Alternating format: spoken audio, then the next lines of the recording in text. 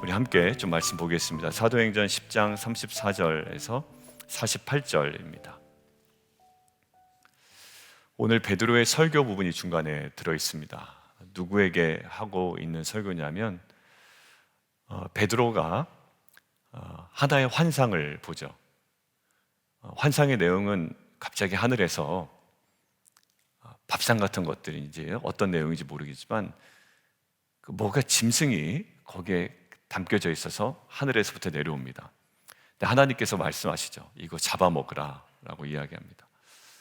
근데 베드로가 보기에는 율법에 근거하여 이것이 부정한 것이기 때문에 먹을 수 없습니다 라고 이야기를 합니다. 충분히 그 전에 베드로 입장에서는 가능한, 그리고 말할 만한 명분이었습니다. 그런데 하나님께서 내가 깨끗하게 한 것을 속되다고 이야기하지 말아라 라고 하는데, 베드로는 전혀 그 뜻을 이해하지 못합니다.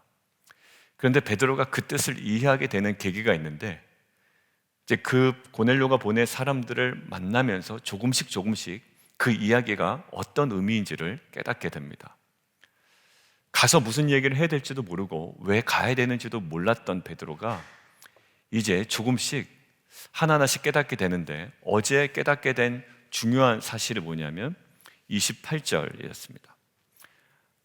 하나님이 내게 지시하사 아무도 속되다 하거나 깨끗하지 않다 하지 말라 하셨다라는 거예요. 원래 짐승에 대한 정함과 부정 정도로만 인식했던 베드로가 이제 짐승에 대한 이야기가 아니라 이것이 사람에 대한 이야기구나, 그리고 이방인에 대한 이야기구나 라는 것들을 어렴풋이 깨닫게 됩니다. 여러분들, 그리고 오늘도 동일한 건데요, 오늘 베드로가 했던 이야기 중에 우리가 누려야 되고 또 우리가 묵상 가운데 하나 분명히 붙잡고 가야 되는 것이 35절입니다. 지금 무엇을 고백합니까? 깨달았도다라는 거예요. 그러니까 기존의 사도 이 베드로가 갖고 있었던 인식의 범주를 넘어서는 깨달음이죠. 여러분들, 사도행전은 중요한 분기점이 있다고 말씀드렸습니다. 8장은 어떤 분기점? 복음의 지리적 지경이 확대된다. 제가 시험 본다고 그랬죠. 8장은 복음이 예루살렘 안에만 갇혀 있었던 복음이 사마리아로 확장되는 놀라운 계기가 거기에 벌어지죠. 스데반 집사의 죽음, 예루살렘 교회의 핍박, 그로 인한 흩어짐. 이것이 비극이었냐? 아니요, 그렇지 않아요. 스데반 집사의 죽음 마음 아픕니다. 그로 인한 예루살렘 교회의 핍박 굉장히 힘들 거예요. 그것 때문에 온 사도 외에는 다른 사람들이 흩어질 수밖에 없는 거, 엄청난 아픔입니다. 그런데 그 아픔을 통해서 놀라운 하나님의 구속사가 성취되고 있는데, 사마리아라는 지리적 지경을 확 넘어버린단 말이에요. 그래서 빌립 집사가 복음을 전하는 모습이 8장에 나타나죠. 그런데 지리적 지경은 확대되었지만 이제 이방인에 대한 인식의 지경은 아직까지도 갇혀 있습니다. 그래서 가장 중요했던 게 고넬료의 회심이 아니라 누구의 변화라고요? 베드로의 변화가 가장 중요했던 거예요. 무엇을 위하여? 하나님의 구속사를 위하여. 새벽에도 말씀드렸죠. 자녀 선교를 위하여 가장 중요한 부분이 뭘까요? 자녀의 회심이 아니라 부모의 변화입니다. 여러분들, 이 지역사회가 죽게 돌아오기 위하여 물론 그들이 변화해야 되지만 가장 중요한 건 빛과 소금 교회의 끊임없는 변화입니다. 복음 안에서의 변화. 오늘 사도행전 10장과 11장은 계속 어디를 주목하고 있냐면 베드로가 어떻게 변했는지를 설명하는 거예요. 그리고 그 변화된 베드로를 통하여 이제 그제서야 그 인식의 지경이 확대된 베드로를 통해서 이제 복음이 이방인을 향해서 확장되어 가고 있는 모습을 보여주고 있죠. 거기에 중요한 거요, 깨닫는 겁니다. 뭐라고 깨닫죠? 34절, 35절 같이 한번 읽습니다. 시작. 여러 말하되 내가 참으로 하나님은 사람의 외모를 보지 아니하시고 각 나라 중 하나님을 경외하며 의를 행하는 사람은 다 받으시는 줄 깨달았도다. 하나님은 외모를 보시지 아니하고 중심을 보신다. 성경 어디에 나오나요? 구약에 나옵니까? 신약에 나옵니까? 구약에 나오죠? 누구 이야기할 때 나오던가요? 다윗 이야기할 때 나오죠. 나는 사람 외모 보지 않는다. 우리가 묵상했습니다. 여호와 하나님은 어딜 보신다? 중심을 보신다. 근데 베드로가 지금 무슨 얘기를 하고 있냐면 하나님은 사람의 외모를 보지 아니하시고 중심을 보신다라고 이야기하지 않죠. 저는요, 이 말씀이 확장되고 구체화되는 것이 이 성도 안에 깨달음의 핵심이라고 저는 생각이 들어요. 그 말씀 나랑 상관없는데? 라고 우리는 생각한단 말이죠. 그런데 이 베드로는요, 하나님은 사람의 외모를 보지 아니하신다라는 구약의 어떤 그 진리가 지금 베드로 안에 확장되어 가고 있습니다. 근데 키가 뭐냐면 하나님의 구속사 관점에서 확장되어 가고 있다는 거예요. 하나님은 내 외모를 보시지 않아 나의 마음을 아시지, 나는 어떤 개인주의적인 그런 어떤 사변적인 것이 아니라 이것이 하나님은 외모를 보시지 않는다라는 관점이 갑자기 어디를 향해 열립니까? 이방인을 향해서 확 열려버린단 말이에요. 그래서 뒤에 내용이 35절이에요. 각 나라 중 하나님을 경외하며 의를 행하는 사람은 거기 동그라미에 다 받으시는 줄 알았다. 저는 이 말씀이 우리의 인식의 지경을 날마다 깨우기를 원합니다. 그런데 참 안타까운 것은 뭐냐면 이 죄성을 여전히 갖고 있는 이 현대 크리스찬들이 말씀을 통하여 자신의 인식의 지경이 깨지고 확장되는 것이 아니라 저를 비롯해서 우리 모두가 갖고 있는 약점이 뭐냐면 말씀을 통해서 오히려 내 성을 견고하게 세워나갑니다. 이거 아니면 안 된다라는 거예요. 그리고 누구의 설교를 들을 때나 누구의 나눔을 들을 때도 여전히 내 인식의 한계에서만 듣죠. 근데 우리가 조금 더 마음을 오픈하고 우리가 성령의 인도하심에 민감하다 보면 이제는 누구의 나눔이든지 누구의 말씀이든지 그 안에 하나님의 생각을 캐치하게 됩니다. 여러분들 지금 뭐냐면 베드로가 이 모든 상황을 통하여 하나님을 깨달아요. 하나님의 마음을. 이게 중심을 보시지 않는 하나님이 이제 어떻게 되죠? 이방인을 향해서도 동일하구나. 여러분들 저희는 말씀을 들을 때 내가 갖고 있는 사고를 더욱더 강화시키기 위해서 합니다. 그리고 오히려 그 말씀을 묵상하고 깨달은 다음에 그 깨달은 것을 가지고 남에게 강요를 하거나 너 그렇지 못하잖아 라고 다른 사람 마음 아프게 할 수도 있어요. 나눔이 굉장히 뾰족할 수도 있다고요. 찔러 다른 사람을 오히려. 그러니까 그 나눔 듣고 있으면 나들으라고 이야기하나? 이럴 때도 있습니다. 그죠? 오해하기도 하고. 그러니까 공동체가 오히려 막 불편해질 때도 있어요. 나눔은 나한테 행한 말씀이잖아요. 우리 이번 주 남성들하고 나눌 때도 이게 이제 자녀들하고 할 때 더 문제라. 나한테 임한 말씀이고 내가 깨달은 말씀이고 내가 깨진 말씀이 나와야 되는데 너를 깰 거야 라고 막 달려드니까 아이들이 이제 큐티에 대해서 막 경악을 하는 겁니다. 이건 못하겠다라는. 근데 들어보니까 부모한테 임한 말씀, 부모가 깨지고 부모가 깨닫고 부모의 인식이 달라진 거, 부모가 변화된 거 나눌 게 너무 많이 많아요. 그래서 우리 집사님에게 얘기했습니다. 그거 나눠주시면 아이들이 굉장히 관심이 있어야 할 거예요. 그리고 아이들은 야, 우리 부모도 영락 없구나. 말씀 앞에 무너지는구나. 우리 부모도 변화되는구나.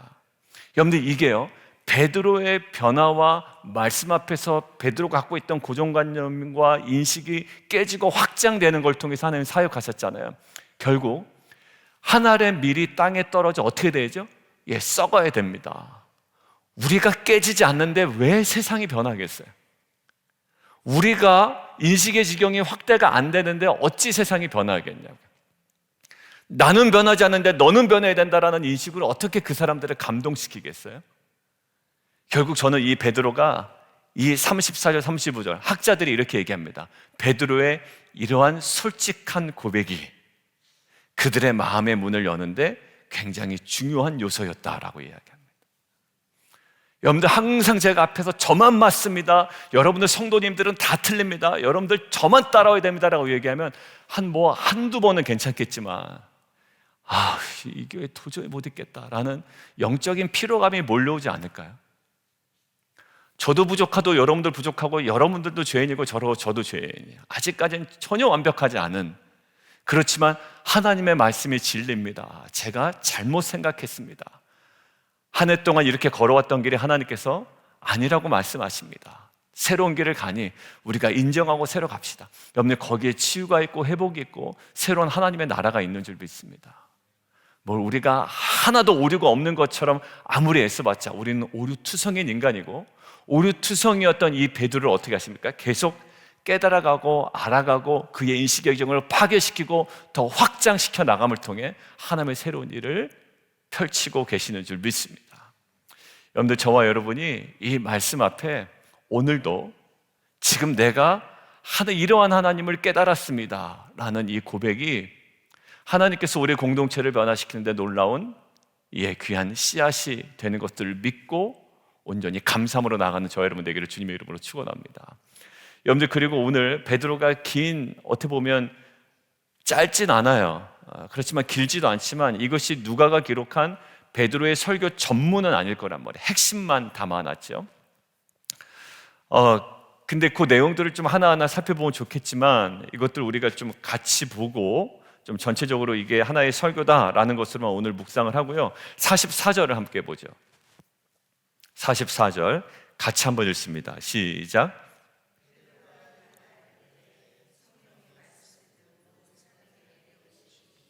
베드로가 이 말을 할 때에 성령이 말씀 듣는 모든 사람에게 내려오셨다라는 거죠.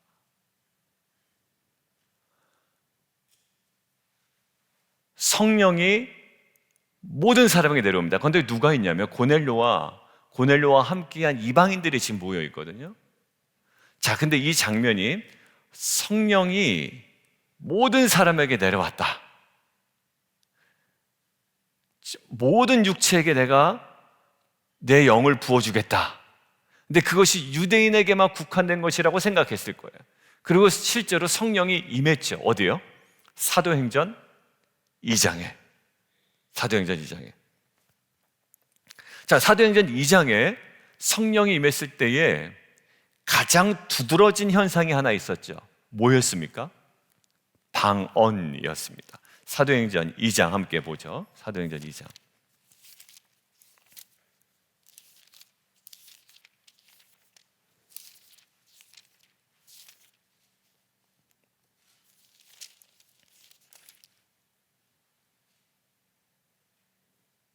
사도행전 2장 8절입니다. 사도행전 2장 8절. 우리 각 사람이 난곳 방언으로 듣게 되는 것이 어찌 됨이냐. 그러니까 뭐 이상한 랄랄랄라 그런 방언이 아니었습니다. 이때는 정확하게 알아들을 수 있는 어떤 그 지역 방언이었단 말이에요. 자, 그런데 거기서 우리가 하나 눈여겨볼 게 뭐냐면 11절이었습니다. 11절. 난곳 방언인데 그 방언이 생활 방언이 아니란 말이에요. 안녕하세요, 식사는 하셨습니까? 의미 없는, 야, 저 사람들이 저런 대화를 하네? 라는 의미 없는 내용들을 막 나열하는 것이 아니라 내용이 확실했다라는 것들을 우리가 주목했죠. 11절, 어디에 저희가 밑줄을 그어놨습니까? 그렇죠. 하나님의 큰 일을 말했다라는 거예요. 내용이 확실했다라는 거예요. 그러니까 그들이 방언을 했다라는 게 중요한 게 아니라 어떤 내용이 입에서 튀어나왔냐가 중요한 거거든요. 그러니까 성령이 임함은 어디로 귀결되더라? 사도행전의 중요한 프레임. 성령의 충만함은 말씀 선포로 귀결된다라는 거죠. 왜 성령의 충만함은 기적 사건도 있고 여러 가지가 있지만 결국 말씀 선포로 귀결될까요?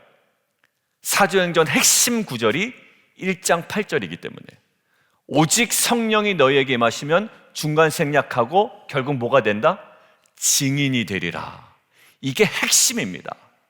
성령 충만하면, 성령이 임하면 너희는 권능을 받고 예루살렘과 유대와 사마리아와 땅끝까지를 뭐가 된다?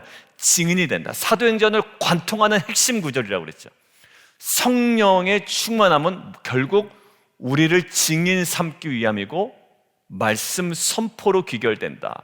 그러니까 2장에 있는 성령 충만한 사건 이후에 베드로의 설교, 3장의 기적 사건 이후에도 베드로의 설교, 그 다음에 4장에 그들이 간절히 기도해서 성령 충만한 이후에 담대히 하나님의 말씀을 선포했다. 계속 그 구조로 가고 있단 말이야.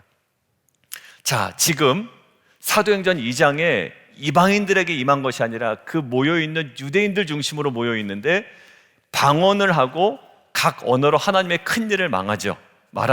자, 오늘 보겠습니다. 45절.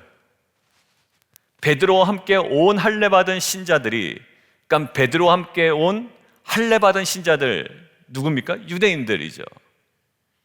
자, 유대인들 중심의 이 공동체가 깜짝 놀랍니다. 아까 베드로의 인식의 지경이 확대되는데 이제 그 실제로 그 사실이 되는 것들을 보는 거예요. 뭘 보고 놀랍니까? 이방인들에게도 성령 부어주심으로 말미암아 놀랍니다. 그들이 상상할 수 없었던 일이 벌어지는 거예요.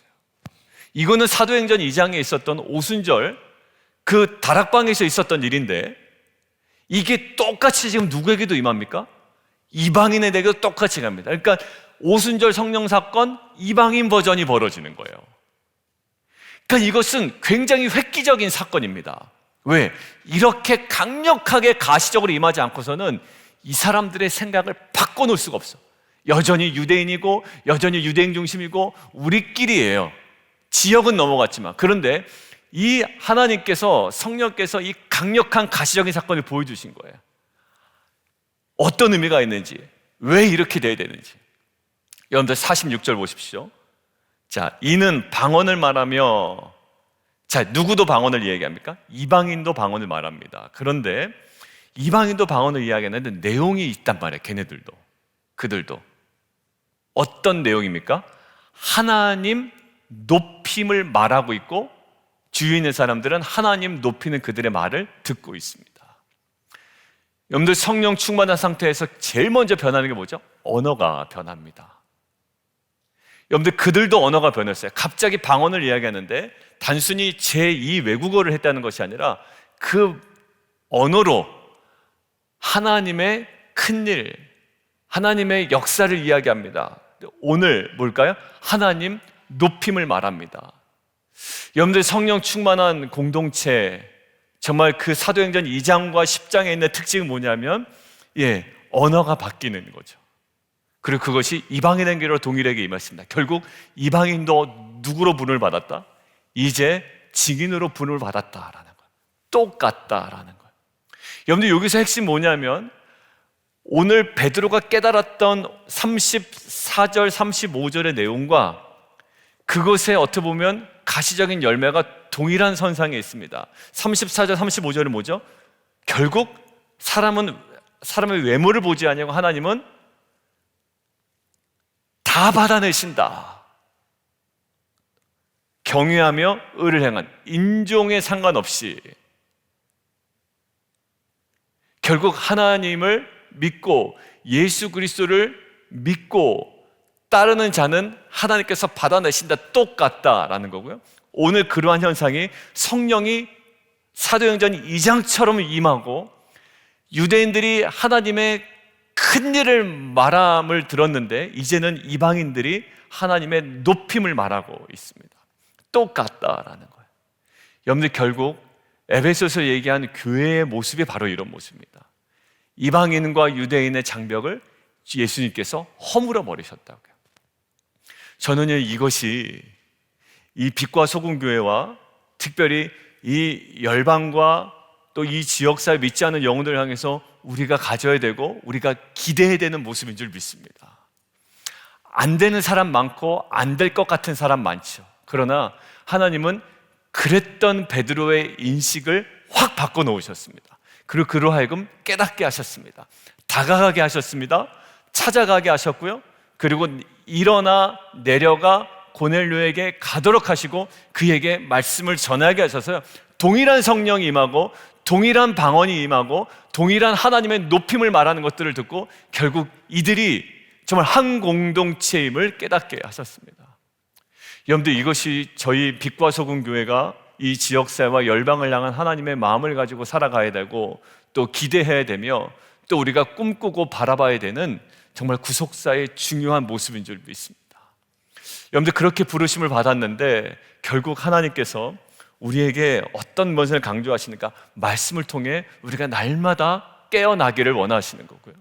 그리고 성령을 통해 날마다 이 사명을 회복하기를 원하는 건데, 왜냐하면 성령을 통해서만 증인된 사명을 감당할 수 있기 때문에. 아니면 항상 내 주변에 일어나는 일상의 일들에 잡혀 있게 됩니다. 여러분, 그렇지 않으세요? 여러분들, 어제도 사명에 붙잡혀서 살았습니까? 그렇지 않잖아요. 우리는 구원 받았습니다. 예, 받았죠. 베드로도요, 계속 중풍병자 낫게 하고 죽은 다비다도 살아나게 했죠. 그러나 그에게 깨지지 않은 부분이 있습니다. 진정한 사명, 이방인을 깨워야 되는 이 사명에 대해서는 아직 그가 열리지 못했거든요. 우리도 구원 받았습니다. 그런데 우리가 그 사명에 열리지 않으면 여전히 돈 조금 더 버는 거예요. 그리고 월페이 갚아 나가는 것과 이것에 많이 사로잡혔게 됩니다. 매우 중요한 일이고 우리가 지혜롭게 그 재정들을 관리해야 되지만 거기에 모든 에너지를 쏟는 것이 아니라 이제 우리의 모든, 또 우리에게 주신 이 사명에 대하여 우리가 성령을 통해, 말씀을 통해 날마다 우리의 인식의 지경이 깨지고 우리의 행보가 더욱더 확장되어지며 우리의 사역의 열매가 믿지 않는 영혼들에게 열매 맺히는 귀한 공동체가 되기를 원합니다. 정말 이것이 우리의 사명임을 알아 오늘도 정말 그 순종을 향해 나아가는 저와 여러분 되기를 주님의 이름으로 축원합니다. 우리 함께 좀 기도하며 나가도록 하겠습니다. 맞아요. 우리 지난 월요일에 우리 남성들하고 모였을 때 사실 선교에 대해서 제가 얘기는 하지만 목사님, 그렇게 선교에 대한 열정이 제가 있는 것 같지 않습니다. 왜냐하면 스데반 집사의 마음도 없습니다. 예, 맞아요. 저희의 솔직한 마음입니다. 교회가 해야 되니까 그냥 이야기는 해보는 경우도 있고 또 안 하면 안 될 것 같은 부담감도 있어서 해보지만 정말 우리 안에 이 끓는 마음이 사실 막 소리를 지른다고 되는 것도 아니고 우리가 막 마음 없는데 어떤 형식을 끌어간다고 되는 것도 아닌데요. 오늘 베드로를 바꾸시고 어떤 이 이방인에게 어떻게 보면 선교의 역사가 벌어진 거잖아요. 베드로가 막 소리 질러서 된 것도 아닙니다. 어딜까? 말씀 앞에 조용히 깨지죠. 저는 이 부분이 매우 중요하다고 생각됩니다. 막 주여 주시옵소서 합니다. 근데 사실 내 안에 변화가 일어나지 않는데 어떤 뭐 그럴듯해 보이는 어떤 모습과 분위기를 연출한다고 되는 건 아닌 것 같아요. 우리가 말씀 앞에 조용히 깨지는 시간이 있어야 됩니다. 베드로가 하나하나씩 깨집니다. 일어나서 내려가서 고넬료의 집으로 가고 그 사람들을 봄으로 말미암아 이제 하나하나씩 깨지기 시작하죠. 그리고 그 장면에 뭐를 말을 해야 될지 딱 알아 말씀을 전합니다. 막 뭐 화를 내는 것도 아니고 막 소리를 높이는 것도 아니고, 그런데 그때 성령이 임합니다. 그 실제로 이방인들에게 성령이 부어짐으로 말미암아 방언을 이야기하고 그들도 똑같이 사도행전 2장과 같이 하나님 높임을 계속 선포합니다. 그리고 47절 베드로가 이야기하죠. 우리와 같이 성령을 받았으니 누가 등이 물로 침례를 베품을 금하겠느냐. 여러분들, 이러한 말씀 앞에 조용히 우리 내면이 깨어지고 또 우리의 인식의 지경이 조금씩 확장되어지는 그런 잠잠한 내적 변화가 우리 안에 먼저 일어나기를 원하고요. 또 그 앞에 순종해 나갈 때 하나님께서 우리에게 주시는 그 성령의 계속적인 충만하심, 그리고 성령의 부어주심, 성령의 역사하심 속에 이끌림받아 정말 그 사명의 길로 나아가는 저 여러분 되기를 원합니다. 정말 우리가 괜한 형식과 괜한 분위기에 우리가 우리 스스로를 얽어맬 필요는 없는 것 같아요. 우리가 잠잠히 그 조용한 변화와 조용한 말씀 앞에서의 깨어짐을 우리가 사모함으로 우리의 모든 영적인 것들을 무장해제하고 우리가 새로워지는 귀한 시간 되기를 원합니다. 이 시간 함께 기도하며 나가도록 하겠습니다. 살아계신 하나님 아버지 감사합니다. 우리 하나님